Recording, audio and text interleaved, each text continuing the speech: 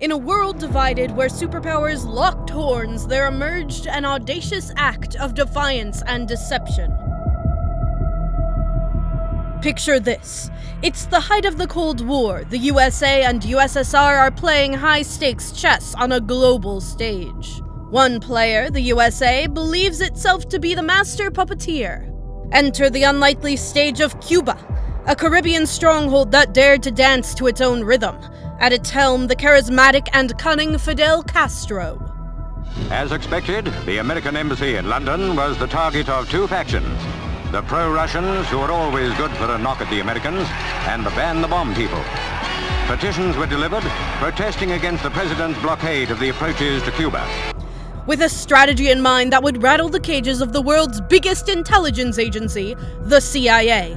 America's mighty eye and ear, soon to be caught in the web of an unforeseen game. Today we embark on a journey of intrigue and espionage, an exploration into the depths of human overconfidence, deception, and one nation's audacious plan that shook the world.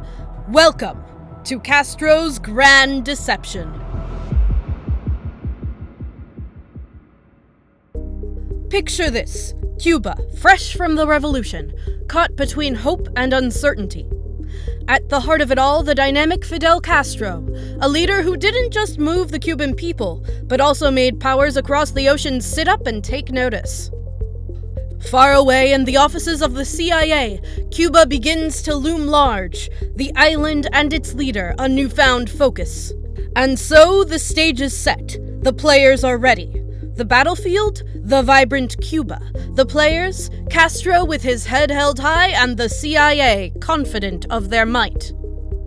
The CIA, certain they could control the game, backed rebel groups within Cuba. Promises were made, money was handed out, weapons were smuggled. But their actions only fanned the flames. The Bay of Pigs, a disaster that the US would never forget, the first major battle in this covert war. Stung by defeat, the CIA upped the ante, fueling rebellion, arming anti-Castro groups, even dreaming up plots to assassinate Castro. Yet, with each attempt, Castro seemed to grow more resolute, more defiant. Cuba, a small island nation holding its own against the giant that was the US. All the while, the CIA, for all its tricks and might, seemed to be chasing shadows. Each calculated move, every covert operation, only seemed to strengthen Castro's resolve. But as the world watched this high-stakes dance, Castro had a secret move. Amidst the threats and pressure from a superpower, how did this island nation not only hold its ground but also plan a brilliant counter-move? That is the question we must ask. How did Castro, while seemingly cornered, turn the tables on the mighty CIA? The answer, dear viewer, lies in a tale of deception and loyalty. As the tides of conflict stirred between the US and Cuba, a game of deception was being played in the shadows. Fidel Castro, known for his guile and tenacity, had masterminded a strategy that would fool the mighty Central Intelligence Agency itself. In the 1960s, the CIA was on the hunt for potential allies within Cuba. The goal was simple: recruit Cubans, turn them into agents, gather intelligence, and perhaps destabilize Castro's regime. But Castro's intelligence services had a different script. CIA's recruits were turned, their loyalties remained firmly with Cuba. On the surface, they played the part of CIA agents, but in reality, they were Castro's loyal soldiers. And so began the dance of deception. They passed the CIA's lie detector tests, learned modern communication techniques, secret codes, and security methods. Gaining the CIA's trust, they carried out their roles as infiltrators perfectly. Month after month, large sums of money from the CIA flowed into secret bank accounts.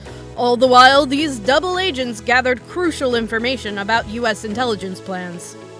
This grand deception was masterfully executed. Among the shadows emerged a figure who would go down in history as one of the greatest double agents of all time, El Alpinista, the mountain climber, otherwise known as Florentino Aspillaga. Aspillaga, a high-ranking officer in the Cuban intelligence services, led the CIA on a merry dance of deception for years. This explains why, despite all of the CIA's efforts, Castro's regime remained unscathed. Almost all of the intelligence the CIA thought they were gathering was controlled by Castro's government. A small island nation had not only stood up to a superpower, but had turned the tables in a game of high-stakes deception. But how could this game of shadows continue? When would the grand deception finally unravel? As we delve deeper into our tale of shadows and deception, we turn our focus back to El Alpinista, the mountain climber, Florentino Aspillaga. The clock was ticking, and Aspillaga, a high-ranking officer in the Cuban intelligence services, was growing weary of Castro's regime. The disillusionment was setting in, and it was time to make a move. The year was 1987. Aspillaga and his wife slipped away, defying the watchful eyes of Cuban surveillance. His wife hidden in the trunk, Aspillaga drove away from a life of deception and manipulation. Their destination, the United States. The rogue officer and his wife found themselves on foreign soil, in the land of the very agency Aspillaga had duped for years. The CIA, blindsided by this twist of events, was about to get a rude awakening. As Aspillaga's defection unfolded, the truth came spilling out. Through exhaustive debriefings with the CIA, Aspillaga revealed the shocking reality. Nearly every spy the CIA had in Cuba was known to Castro's government.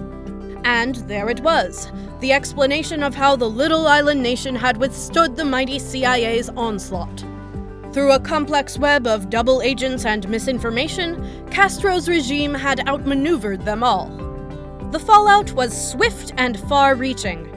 Agents were recalled, operations cancelled, strategies re-evaluated. Trust eroded, the intelligence community was forced to look inward, reassessing its strategies, its failures, its overconfidence.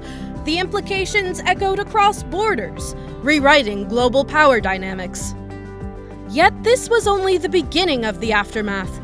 The impact of Aspillaga's revelations had been seismic, but the grand finale was yet to come. The dust was settling. The shockwaves from the startling revelation of the Cuban intelligence web were starting to subside. The CIA was forced to reevaluate, to change. But Castro's Cuba was not done yet. It was time for the grand finale. From the heart of Havana, a new narrative was about to emerge. Castro's Cuba, far from remaining quiet, had one more trick up its sleeve. La Guerra de la CIA contra Cuba.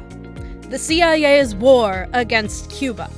A documentary that changed everything once again. Crafted carefully by the Cuban government, it was time to turn the tables, to expose and celebrate. The world watched in awe as the documentary showcased the extent of the CIA's operations in Cuba. It revealed how the Cuban intelligence services had triumphed against the CIA's repeated attempts to infiltrate and destabilize the nation. This wasn't just about survival anymore. It was about victory. The documentary laid bare how Castro's regime had skillfully manipulated the CIA, turning their agents into double, even triple agents. It was a moment of triumph, a celebration of resilience and cunning, a powerful statement that Castro's Cuba had not just withstood the CIA's onslaught, but had outsmarted, outmaneuvered, and outlasted them. It was the grand finale. The tale of shadows and deception was complete. The CIA's war against Cuba had played out on the global stage, and Castro's Cuba had the last laugh. But the echoes of this battle continue to reverberate, shaping and reshaping the landscape of global power.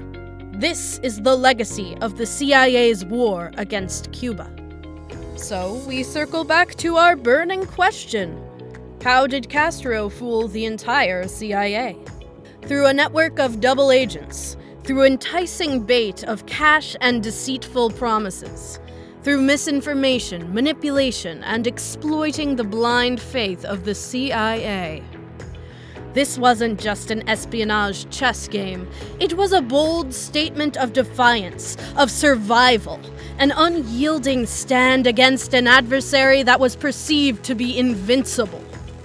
And Castro's Cuba did not merely endure, it triumphed.